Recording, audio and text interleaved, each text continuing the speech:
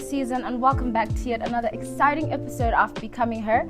My name is Grace and I am your host, and joining me today are Livingstone and Mercy and talking about relationships and toxicity. Livingstone, Mercy, welcome to Becoming Her. Thank you for having us. Please do tell us a little bit about yourselves, you guys. Okay, I'll go first. My name is Livingstone Mavunga. I go by the name LJ. 23-year-old male. I don't believe I'm toxic, but we're here for the cause. Thank you, Livingstone. Yes, Mercy, please do. My name is Mercy Kazembe. I'm 22, third year engineering student. I like all things fashion, so basically I'm a glamorous geek. Oh, really nice to have you guys here. Okay, so I definitely believe that you guys have both been in relationships. I take it, hopefully. So you guys know one or two things about relationships. Tell us, what are the things you've had to put up with in relationships that you would be like, yeah, I had to put up with this and it was a bit much for me? You want to go first? Sure. I think one of the few things that I've had to put up with, inconsistency. Okay. Like for me, that's a huge turn off, you know. I feel like there needs to be some consistency going on, and yeah. And I think that's something that people really dislike with as time goes on. It does. It does. LJ? For guys, I'll speak for a lot of guys and not just myself. I think the worst thing is that we've been treated as if we're on probation. So instead of actually enjoying and indulging in the relationship, someone's waiting for you to make the first mistake, and then they find a reason to walk out on you. And there's nothing worse than being in that position, knowing that, you know, you're there but you're not there, you're replaceable, and knowing that it holds you back, let me say that. Hectic. With a K. Okay, so do you think, I know you said you've never been toxic, I don't believe that, but what would you say was the most toxic thing or something that you did in your previous relationships? I won't really say past, but previous relationships that was toxic. You can't say nothing. Okay. Yeah. No, I'll be honest. In the spirit of honesty, gents, forgive me for this. As guys, we know how, we have an understanding of how women work. So we understand. That's very scary. That's very to an scary. extent, we have an understanding of how women work. So we know how to manipulate the system, so to speak. If we know what gets you emotional, we'll get you emotional intentionally.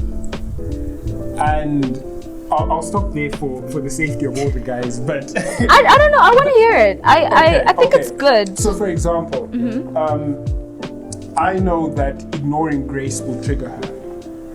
What am I going to do? I'm going to ignore you for 3 hours, and then I'll come back. I was like, "Hey, babe, I was busy." And then all of a sudden, I wasn't busy, but because I know it triggers you, you're in some sort of space that I can exploit. All right, let me come see you. Okay, wait. So is that coming from a place of love, or It's what was the reason, man? So why I say it's toxic is because it's from a place where we want power. It hands over the woman's power into our hands. I'm concerned about you. No, that's why we said it's toxic. And in the spirit of honesty, that's where we're at. I think that's the worst guys have done. I'm not saying I do it. Yeah, I know. R.I.P. to some of these girls. Mercy, what are the things that you would say I did and it was very toxic? For me, I'm a perfectionist. Okay. I'm to the tiniest detail. If you tell me you're gonna call me at 8, make sure you call at 8. So I think that's toxic, because sometimes, you know, you need to be flexible. Life is not like a straight line. Maybe sometimes the next person gets busy, and if you get busy, you have to explain why you're not calling at 8. So I think it can be toxic. I like that you are actually open to the idea of, you know, explain to me why this has happened, as opposed to I'm busy. Well. Yeah. So I think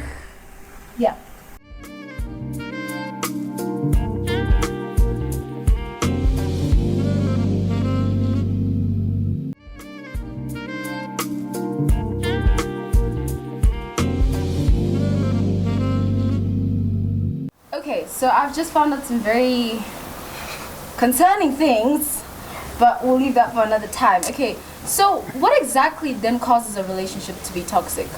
Aside from the fact that I now know that you can intentionally trigger me, what else do you think, would cause a relationship to be toxic? Mercy, I don't know. Poor communication. I feel like communication is very important in a relationship. I feel like even the tiniest thing you have to communicate it.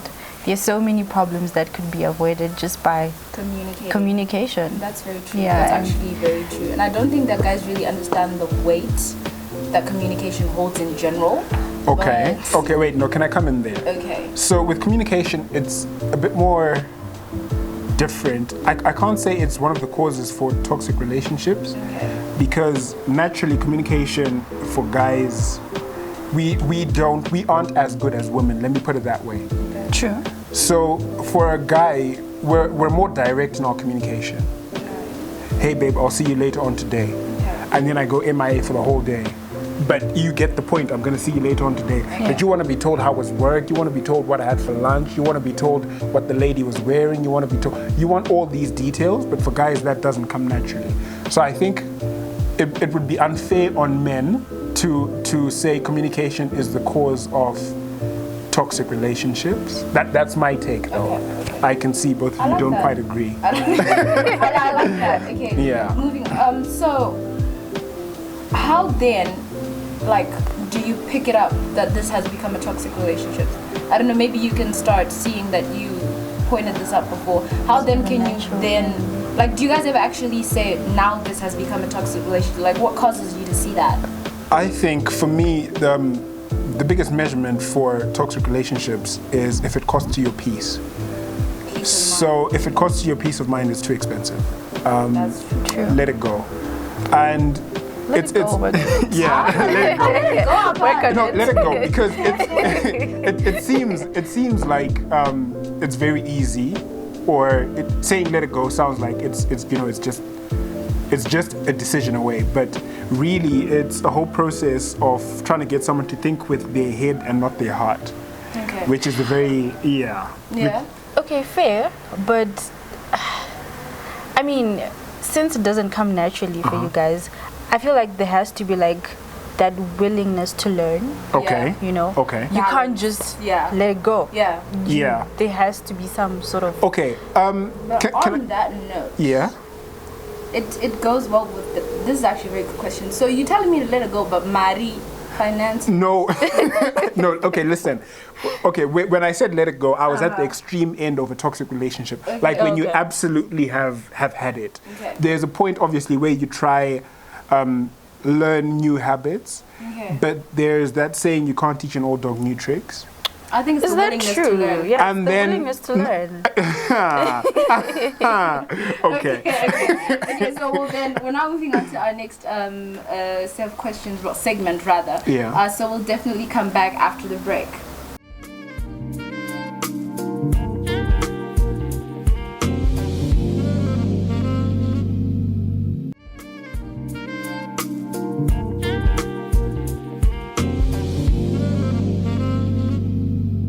Okay, so now we have talked about all of these things. What are things that you guys would say, this is something I'm definitely not going to take in my next relationship?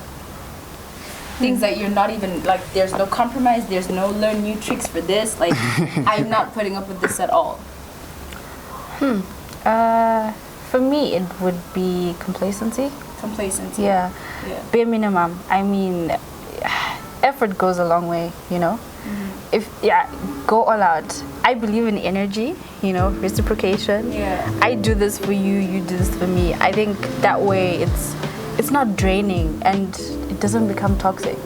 For those of you that don't know what complacency is, check in your dictionary. I can't think. I thought you were going to define it. Okay, so I know there's a lot of people around me and people, even stories I've heard, there's so many people that are in toxic relationships, both boys and girls. Yeah. And I think the whole aspect of becoming her is having a woman that is total wholesome and we want to prevent situations where I'm toxic to whoever and whoever is toxic to me. How can you advise that person to get out of that relationship or that situation? Because it's definitely not easy. Like, matters of the heart. You can't.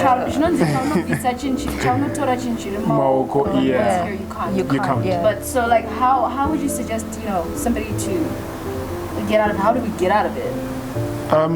First of all, I think it's hard to advise someone because they'll see you as the enemy. True. So it's very unfortunate. It's very unfortunate. But I think what you can do for them is help them see better. Okay. Help them realize that they deserve better. Okay. I think that's the most you can do for them. In terms of making a decision, that is solely up to them. And all you can do is help them see from a different perspective. Because life in general is about perspective. So if they don't see that they're suffering, you can never get them to appreciate the finer things in life or the better relationships, because they think where they are is it. I think it takes a lot of courage because people are in toxic relationships for various reasons. Some are scared to be lonely. The worst one. The long-term relationships. People choose length over health. Right? So I think it takes a lot of courage, and like what he said, you need to help them see, the other side of things. It takes a lot. Thank you so much, actually. Thank you for having us. Tell us all these things. Gents, I'm sorry, I didn't mean any of that. Okay, thank you so much, you guys, for joining us. We've come to the end of the episode to be exact. But I really hope that you guys have learned something, and I really hope that, one or two people can pick something out of this. Maybe you're the toxic one, maybe you're experiencing toxicity. It's always good to just learn something new every day. So like we said at first, peace, you cannot go with this, you can't let your peace be at the expense of your happiness. Thank you so much. Thank you guys. Thank you for having see you us. guys next time. Bye.